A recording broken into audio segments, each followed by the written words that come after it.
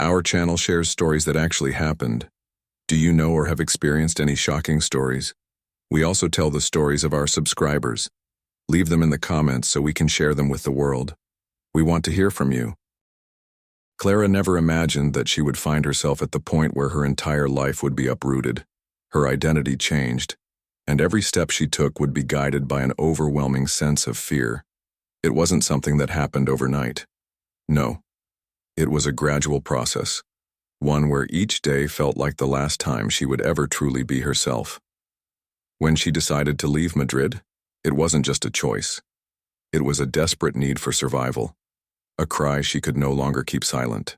She could no longer bear the constant anxiety, the haunting fear that one day Alberto would show up and everything would collapse. Over time, his control over her grew stronger, and she realized that the violence was no longer an isolated incident, but a part of her everyday reality. At first, it was subtle, the harsh words, the controlling behavior, the way he slowly took over her life. But soon, it escalated. He started to tell her what she could wear, who she could speak to, and eventually even what she could think. She didn't recognize herself anymore. She had become a shadow of the person she once was, completely lost in a world she hadn't chosen. She used to believe in love. She used to believe that love meant caring, protecting, being there for each other through thick and thin. But the love Alberto showed her was twisted, corrupted by his need for power and dominance. After the first slap, she thought it was a mistake, an outburst that could be forgiven. After the second one, she convinced herself that it was just a moment of weakness on his part, something that could be overlooked. But the third time, the time he pushed her so hard against the wall that it caused her to lose another baby, her heart shattered. That moment was the breaking point. Something inside her snapped, and she knew she couldn't stay any longer. She wasn't just running away from him. She was running away from a life that had been stolen from her piece by piece. She didn't think about the consequences. She didn't have a plan. She just knew that she couldn't live like this anymore. She had to protect herself and the baby she was carrying, so she left. With nothing but the clothes on her back and the fear of being found by him, she disappeared. She found refuge in a small, isolated village, far from the chaos and violence she had been living in. There, under a new name, Beatriz Clara, she tried to rebuild her life. But the fear was always there, lurking in the shadows, a constant reminder that any mistake could send her back into his grasp. The fear of being recognized, of being found, of him showing up and taking everything away from her once again. It was a fear that never let go, no matter how far she ran. Clara thought that once she got to the village, once she changed her name and her life, the fear would eventually fade. But it never did. It was always there, lingering in the corners of her mind, waiting to pounce on her every waking moment. She had to adapt to a new reality, one where she had to hide herself, constantly looking over her shoulder, afraid that her past would catch up with her. She had no friends, no family to turn to. She couldn't even allow herself to connect with the people around her, no matter how much they tried to be kind. The more she distanced herself, the more she tried to disappear, the harder it became to pretend that she wasn't terrified. Everyone in the village noticed her strange behavior, and soon enough rumors began to swirl. The elderly woman who lived next door, Doña Remedios, was one of the first to start gossiping about Clara. She would stand by the rusty gate of Clara's house, tapping her cane, whispering to anyone who would listen that something about Clara wasn't right. "She's pregnant, but she never goes to the doctor," Doña Remedios would say, her voice tinged with suspicion.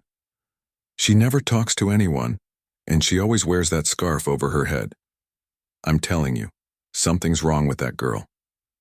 Clara could hear the whispers, feel the eyes watching her as she went about her day, trying to keep a low profile. The villagers started calling her the pregnant witch, a nickname that stuck, not because they knew anything about her, but because they couldn't understand her. She was different, and in a small, tight-knit community like that, difference was never tolerated. She tried to ignore it, tried to convince herself that the whispers didn't matter, but they did. They reminded her every single day that she wasn't safe, that she was living in constant danger. The worst part was that Clara couldn't even seek help. She had been taught that asking for help was a weakness, a mistake that would only expose her vulnerability. And so she kept quiet, even though she was breaking inside. The pregnancy was getting harder to hide. Her body was changing, and there was no escaping the fact that soon people would notice. It wasn't just her body that had changed. Her mind had too. She was living in constant anxiety, wondering whether anyone would finally figure out who she was, where she was from, and most importantly, who she was running from. Despite the fact that she was alone in this small village, she wasn't truly alone. Carmen, the new neighbor, kept trying to reach out to her. Clara would see her standing by her gate, smiling and waving, offering her help whenever she could.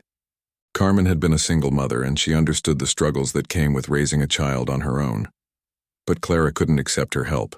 She couldn't let anyone get close to her, because if they did, it would only be a matter of time before her past came crashing into her present. She couldn't risk that. So, she shut Carmen out every single time, even though a part of her desperately wanted to talk to her, to tell someone what had been happening to her. But fear won every time. The wall she had built around herself grew higher, thicker. She told herself it was for the best, that she couldn't afford to trust anyone. And yet, the loneliness, the isolation, it weighed on her more and more each day. Clara was tired of running, tired of being afraid. But she didn't know what else to do. Days turned into weeks and weeks into months. Clara's pregnancy advanced, and so did her anxiety. She started to feel the physical toll of constantly living in fear, the mental exhaustion that came with looking over her shoulder all the time. There were moments when she thought she couldn't go on any longer, when she was convinced that the pressure would crush her. Yet there was something inside her that refused to break. She had made a promise to herself, to her unborn child, that she would survive, no matter what. Every time the baby kicked inside her, it was like a reminder that she still had something to live for. But that didn't make the fear go away.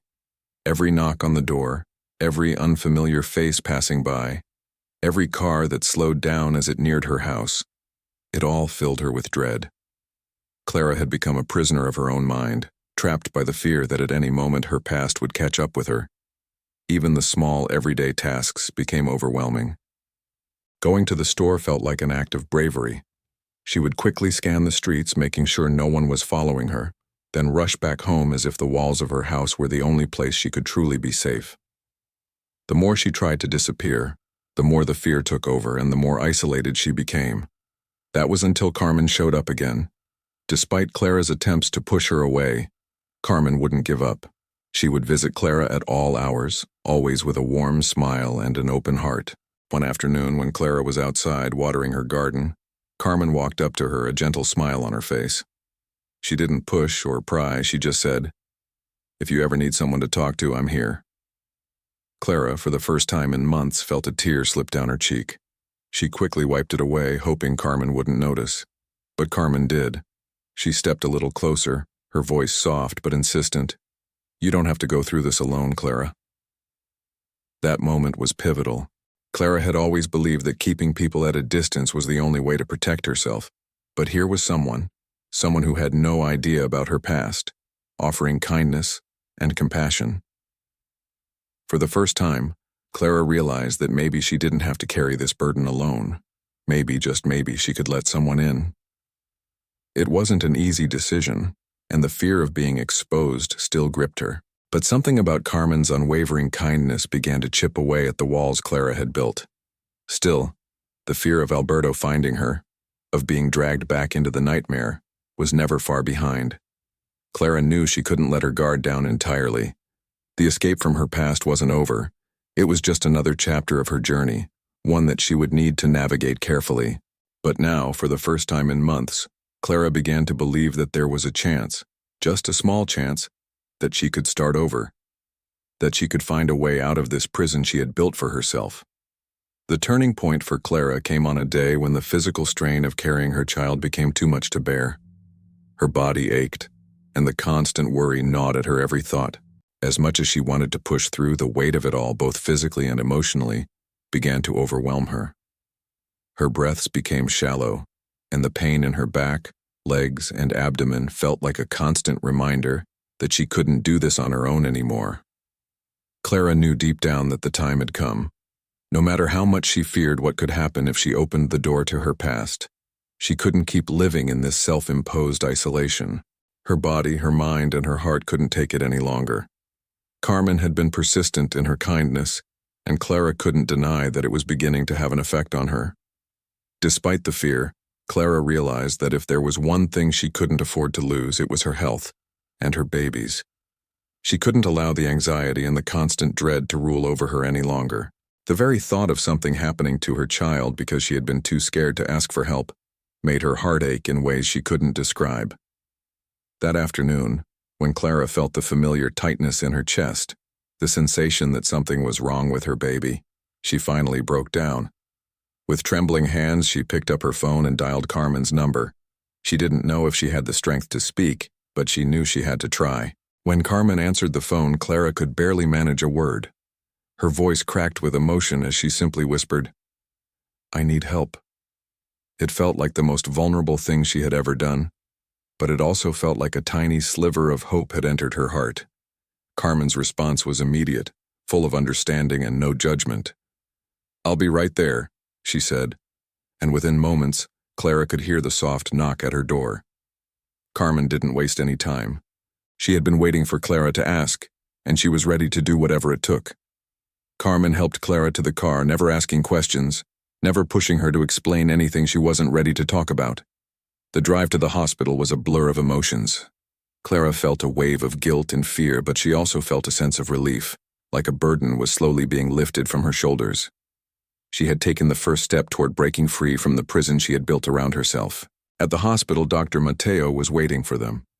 Clara had been so terrified of being exposed, but as soon as she saw the kind look in the doctor's eyes, she knew she had made the right decision. His approach was gentle, no pressure, no judgment. He simply wanted to help her. Clara's trust was still fragile, but she knew that she couldn't hide from this anymore. She couldn't let fear control her life. For the first time in a long while, she allowed herself to be cared for, to believe that there were people out there who wanted to protect her. Dr. Mateo's words were soothing. He assured her that she and her baby were going to be okay. It wasn't the instant fix that Clara had been hoping for, but it was the first step in a long journey. A journey she no longer had to take alone. After Clara's visit to the hospital, everything started to change. The feeling of relief was strange at first. She had lived in a constant state of panic for so long that it felt almost surreal to be in a place where people were genuinely trying to help her. But even with the support of Dr. Mateo and Carmen, the reality of her situation hit her hard. Alberto wasn't just a shadow from the past, he was a real, tangible threat. The possibility of him showing up, of him finding her and destroying everything, loomed over her like a dark cloud that wouldn't disperse. Clara knew that the hospital was a safe place, at least for now, but she couldn't shake the feeling of vulnerability that came with being exposed. She had lived so long in hiding, so long in fear, that the idea of safety felt almost like a foreign concept. For days after the hospital visit, Clara kept thinking about her next steps. Carmen had been an unwavering presence, offering comfort and support. But Clara couldn't depend on anyone forever, especially not someone who had no idea of the extent of the danger she was in. Despite Carmen's gentle insistence, Clara couldn't let herself relax. She couldn't let herself get too comfortable. Yet, as time passed, something inside her began to shift. The more she leaned on Carmen, the more she realized that there were people in her life who genuinely cared. People who weren't just offering help because they felt obligated, but because they truly wanted to see her safe. This realization was both comforting and terrifying. It was comforting because it meant that Clara wasn't completely alone, but it was terrifying because it meant she had to trust, to let herself be vulnerable in a way she hadn't allowed herself to be in years. One night, as Clara lay in bed, her body sore from the stresses of the day, she thought about the future. It was hard to picture it, considering everything that had happened, but for the first time she felt a flicker of hope.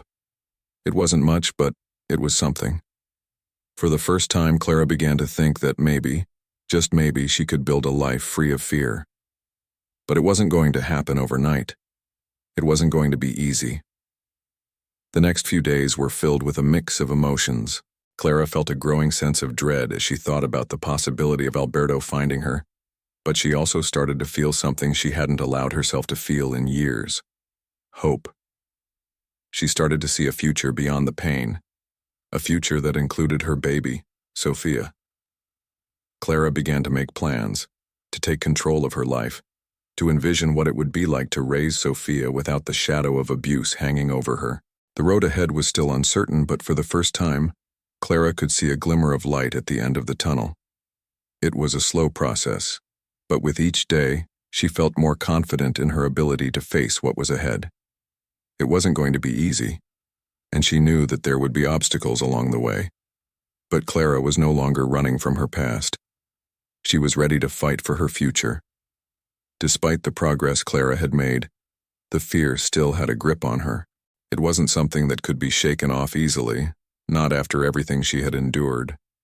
But with each passing day, Clara found herself inching closer to the idea of a life without constant fear, a life where she could finally breathe without looking over her shoulder.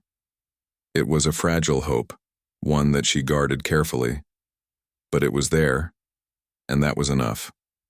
One afternoon, while Clara was sitting in the small garden outside her house, Carmen came by again. This time, Clara noticed something different in her demeanor. Carmen had always been kind and supportive, but today, there was a quiet determination in her eyes.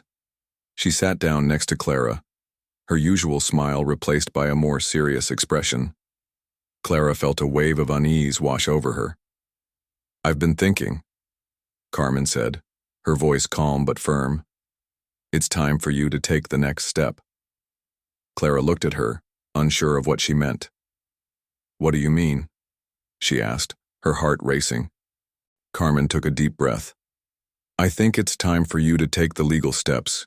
You need to get a restraining order against Alberto.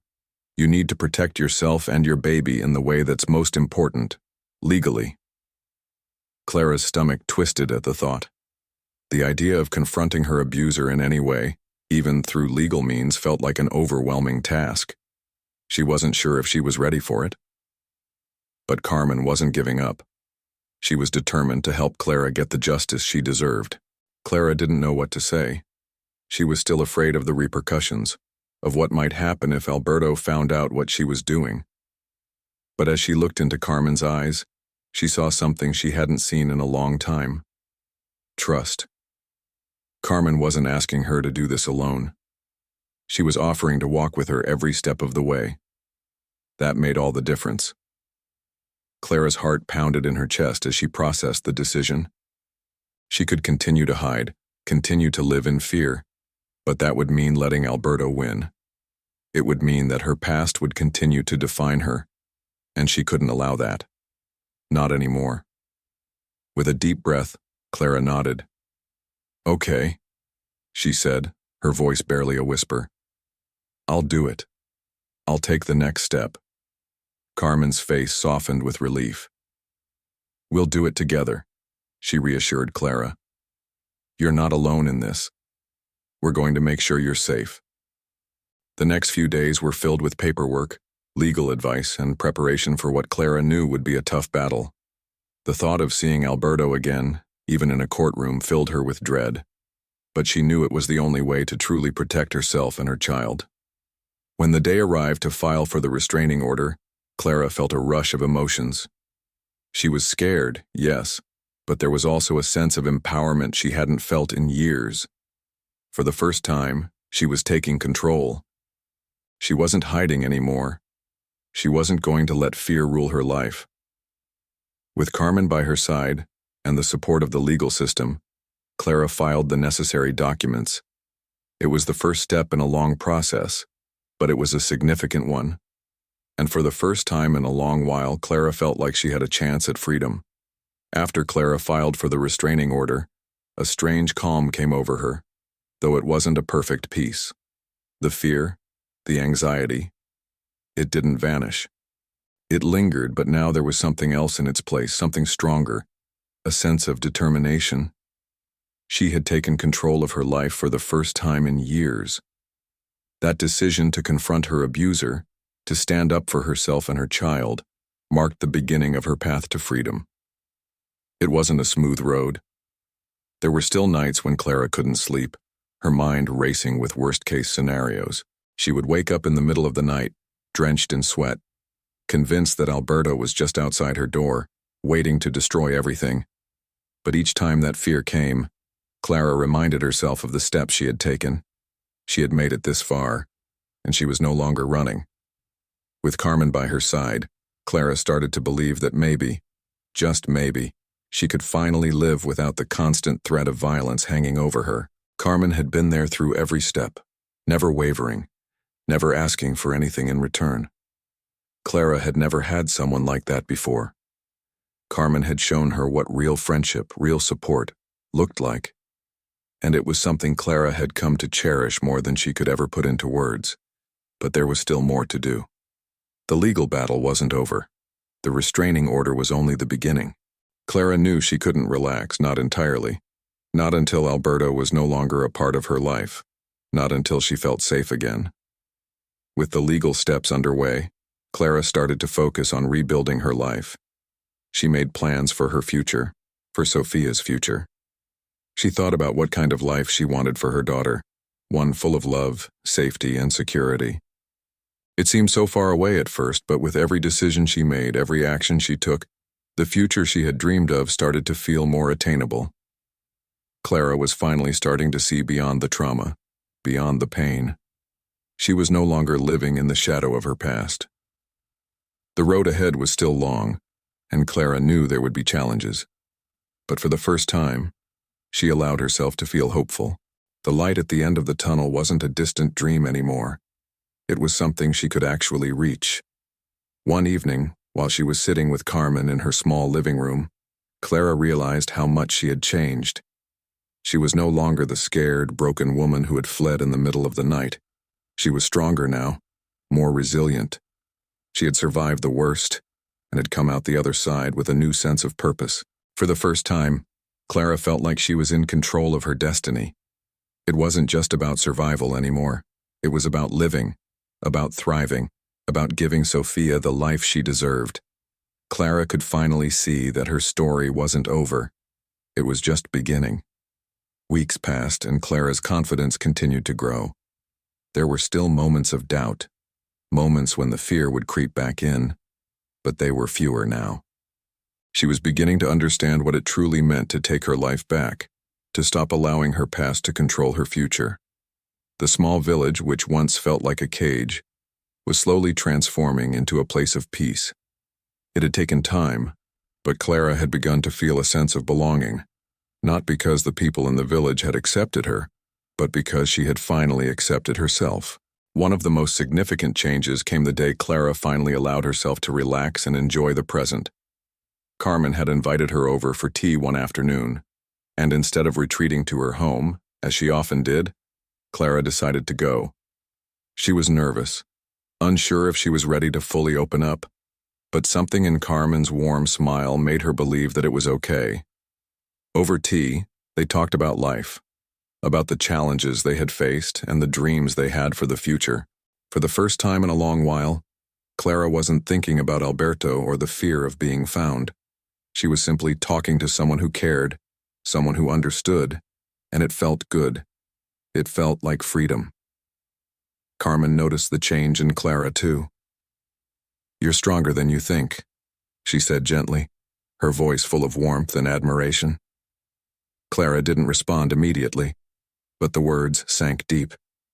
It was hard for her to believe at first. She had spent so long in survival mode, constantly protecting herself, that she didn't know what it meant to feel strong. But slowly the realization began to sink in. She was stronger than she had ever been. With each decision she made, each step she took toward her new life, Clara was proving that. It wasn't just about surviving anymore. It was about living, about choosing to live fully, without the constant weight of fear holding her down. As her due date approached, Clara felt a sense of anticipation like never before. This wasn't just the arrival of a baby. It was the arrival of a new chapter in her life, a chapter where she was no longer running from her past. Clara knew that life wouldn't be perfect, that there would still be challenges ahead, but for the first time in a long time, she felt ready to face them. She wasn't doing this alone. She had Carmen, Dr. Mateo, and the legal protection she needed. Most importantly, she had herself. She had found the strength to stand up and fight for her future, and nothing could take that away from her. The fear of what Alberto might do still lingered in the back of her mind, but it no longer defined her. She had a future now, one that she was shaping every single day, and it was a future full of possibilities. It wasn't just a life she was building for herself. It was a life she was building for Sofia, for the child who had given her the strength to keep going, even when she thought she couldn't. The day Clara gave birth to Sofia was one of the most beautiful moments of her life. It wasn't just the birth of her child, it was the birth of a new chapter for Clara, a chapter where she no longer had to live in fear, no longer had to hide from the world. As she held Sofia for the first time, she felt an overwhelming sense of love and relief, a feeling she had been longing for since the day she fled from Madrid. Sofia was her future, her reason to keep fighting, and the little girl had already brought so much joy and hope into Clara's life. Carmen was there just as she had promised, offering Clara a steady hand through the entire process. Dr. Mateo had been there too, ensuring that Clara's birth was safe and smooth, always reassuring her that everything would be fine. The love and support Clara had around her were beyond anything she could have imagined when she first arrived at the village, isolated and terrified. But now, as she looked at Sofia in her arms, Clara realized just how far she had come. She had fought so hard to get here, and the struggles were not over. But in this moment, Clara allowed herself to feel peace. The world outside may still hold uncertainties, but in her heart, she knew she had found something worth protecting, something worth living for. The days following Sofia's birth were filled with tenderness and a sense of quiet joy. Clara started to envision the future she would build with her daughter. She wasn't going to let the fear of Alberto or the scars of her past dictate how she would raise Sofia. Clara knew she had the power to give her daughter the life she deserved, a life filled with love, security, and hope. It was a gift Clara never thought she would be able to give. But now, as she looked at Sofia's tiny face, she realized that the strength she had fought so hard to find was not just for herself, it was for her baby. The past still haunted her, in quiet moments when she was alone with her thoughts. But Clara had learned to let those moments pass. She knew she could face whatever came next because she wasn't facing it alone. She had a family, even if it wasn't the one she had imagined, and she had the love and strength of people who cared about her. Clara wasn't just a survivor anymore. She was a mother, a protector, and a woman who had finally found the peace she had been searching for. The road to get here had been long and painful, but in that hospital room, holding Sofia, Clara knew it had all been worth it. She had a future now, and that future was bright. Clara's life after Sofia's birth wasn't easy, but it was hers. For the first time, she felt a sense of ownership over her life. She wasn't defined by her past anymore. She had built something new, something that couldn't be taken away by fear or by the ghosts of her previous life. It wasn't a perfect life. There were still moments of doubt, still those lingering fears that Alberto might show up. But Clara knew now that she could face anything. She had faced the worst, and she had survived. And she would keep surviving. With Sofia by her side, she had everything she needed to move forward. The village that once felt like a trap now felt like home. Clara started to participate in community events, slowly forming bonds with the people around her, those who hadn't judged her for her past, but who saw her for who she truly was. A woman who had endured and overcome. A woman who had the strength to build a future, no matter how difficult it was. Carmen continued to be her pillar of support, never once faltering in her friendship, always there when Clara needed her. Clara realized that she didn't need to hide anymore, and that she could rely on the people around her, people who had shown her what real love and friendship meant. The restraining order against Alberto had been granted, and although the fear of him finding her never completely went away, The legal protection gave Clara a sense of security she hadn't felt before. She didn't need to run anymore. She could stand tall and live her life without constantly looking over her shoulder. Clara had learned that real strength wasn't just about fighting through the pain or surviving the darkness. It was about accepting help when you needed it, about letting people in, and about allowing yourself to heal. Sophia had become the center of Clara's world, and every day she worked to build a future that was filled with love, joy, and peace. There would still be struggles, but Clara was no longer afraid of them. She knew that no matter what came her way, she would face it with the same courage that had carried her this far. Clara's journey wasn't over, but the journey had changed. She had found herself, found her strength, and most importantly, found a future worth fighting for. And that, more than anything else, was the greatest gift she could have ever given herself and her daughter.